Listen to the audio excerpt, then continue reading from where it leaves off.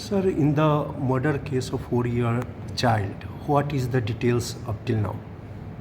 देखिए, अभी चूँकि मामला इसमें विवेचना के अधीन है, अंडर इन्वेस्टिगेशन है और अभी इस जो हमारी एक्यूज़्ड हैं उसको न्यायालय में पेश किया गया था और न्यायालय ने उसको फर्दर इन्वेस्टिगेशन के लिए पुलिस को 6 दिन का रिमांड दिया है और इस पीरियड में हम किसी लॉजिकल निष्कर्ष पर पहुंचने की कोशिश करेंगे कि जो भी एविडेंस हमारे सामने आई है उसको अभियुक्त को जो कन्फ्रंट किया जाएगा।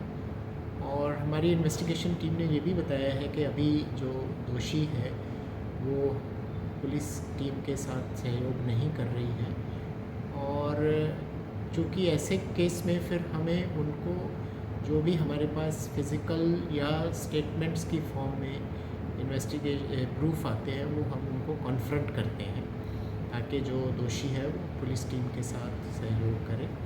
और इसमें मामले की जांच अभी जारी है और मोटिव के ऊपर हम काम कर रहे हैं कि ऐसा क्या मोटिव रहा होगा कि इसमें जो इस तरह का एक्सट्रीम स्टेप जो डिसीज़्ड है उसकी मदर ने ही ऐसा एक एक्सट्रीम स्टेप लिया।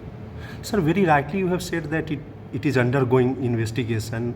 But just one thing, prima facie, what does it seem? She had come with a plan to murder, or it was the case of spur of moment?